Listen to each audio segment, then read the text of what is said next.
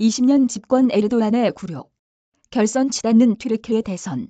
14일 치러진 튀르키예 대통령 선거 개표에서 20년 장기 집권한 레제프 타이프 에르도안 현 대통령이 야당 대표 케말 클르치다롤루와 박빙의 대결을 펼치며 과반 득표에 실패할 것으로 보여 28일 결선 투표가 유력시된다. 15일 튀르키예 선거관리위원회인 최고선거위원회 아흐메드 예네르 위원장은 개표가 99.4% 완료된 상황에서 에르도안 대통령이 49.4%를 득표해 선두를 달리고 있다고 밝혔다. 경쟁자인 제1야당 공화인민당의 케말 클르치다롤루 대표는 44.9%를 득표했고 민족주의 성향 신한 오안 후보가 5.2%를 득표해 뒤를 이었다. 개표 막바지까지 과반을 득표한 후보가 없는 가운데 오는 28일 1, 2위 후보 간 결선 투표가 치러질 것이라는 전망이 우세한 상황이다. 에르도안 대통령과 클르치다롤루 대표는 이미 결선 투표가 실시될 경우 임하겠다는 의사를 밝힌 상태다.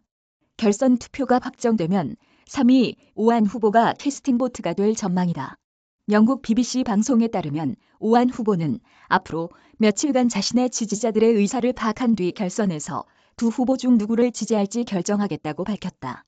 최종 승자가 가려지진 않았지만 야당 후보와 박빙의 대결을 펼친 것 자체가 헌법을 손질해가며 20년간 장기 집권한 에르도안 대통령에겐 굴욕이다. 에르도안 대통령은 지난 2018년 대선에선 2위 후보를 20%포인트가 넘는 격차로 여유롭게 따돌리며 결선 투표 없이 승리했다.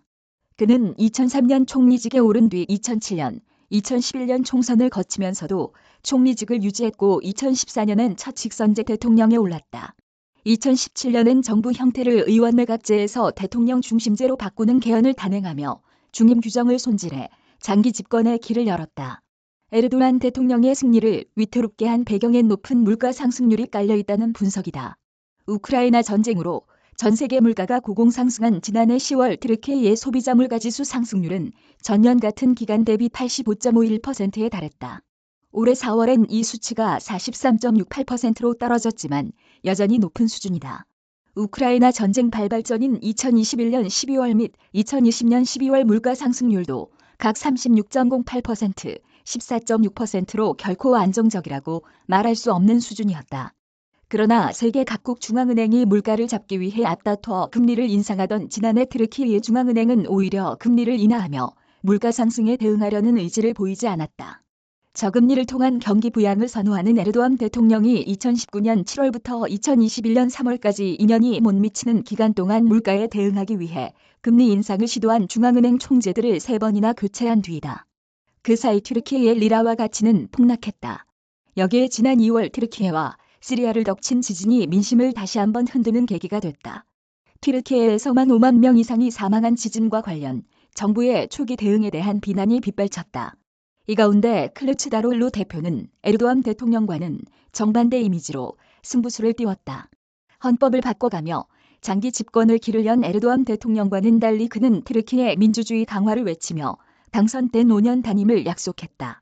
퇴임 뒤엔 손자녀들과 시간을 보내고 싶다며 부드러운 이미지를 강조한 그는 주방에서 양파를 손에 든 채 물가를 잡겠다고 선언하는 홍보 영상을 배포하며 강인한 이미지의 에르도안 대통령과는 차별화된 전략을 펼치기도 했다. 재무부문 공무원 출신인 그는 중앙은행의 독립성을 존중하겠다고 선언했다.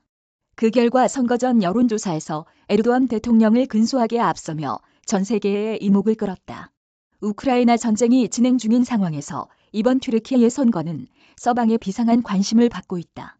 에르도안 대통령이 전쟁 중 흑해를 통한 우크라이나 곡물 수출기를 여는 흑해 곡물 협정을 중재하는 등 우크라이나전 중재자로서의 면모를 과시하기도 했지만 러시아와 긴밀한 관계를 유지하며 서방의 제재에 동참하고 있지 않은 데다 스웨덴의 북대서양 조약 기구 가입에 반대하고 있기 때문이다. 반면 클르치다롤루 대표는 러시아와 경제적 관계를 유지하겠지만 제재에 관련해 서방의 결정에 따를 의향이 있다고 지난주 월스트리트저널 인터뷰에서 밝혔다. 그는 인터뷰에서 튀르키예는 서방 동맹과 나토의 일원이고 푸틴 역시 이를 잘 알고 있다며 튀르키예는 나토의 결정을 따라야 한다고 말했다. 그는 지난주 로이터 통신과의 인터뷰에서 나토 확장을 지지할 것이냐는 질문에 물론이다라고 답하며 당선된 스웨덴의 나토 가입을 지지할 수 있다는 가능성을 내비치기도 했다. 다만 클르치다롤루 대표는 튀르키예 내 난민 혐오 정서가 커지는 가운데 360만 명에 이르는 시리아 난민을 집권 뒤 2년 안에 모두 시리아로 돌려보내겠다고 공언한 바 있다. 이는 난민의 자발적 귀환을 장려 중인 에르도안 대통령보다도 강경한 태도다. 클레츠다롤루 대표는 지난주 영국 일간 가디언과의 인터뷰에서 관련 질문을 받고 난민을 돌려보내는 것이 인종차별이라고 생각하지 않으며 집권 땐 시리아의 합법적 정부와 논의해 해결책을 찾겠다고 밝히기도 했다. 바샤르 아라사드 정권의 인권 탄압으로 아랍연맹에서 퇴출됐던 시리아는 최근 12년 만에 회원국 지위를 회복했다. 한편 14일 대선과 함께 치러진 튀르키예의 총선 개표가 99% 이상 완료된 가운데 에르도안 대통령의 정의개발당이 35.49%를 득표해 가장 많은 표를 얻었고 공화인민당이 25.37%를 득표해 뒤를 이었다. 정의개발당이 이끄는 연합이 총 600석 중 321석을 점해 의석 과반을 차지할 전망이며 공화인민당이 이끄는 연합은 213석에 그칠 것으로 보인다.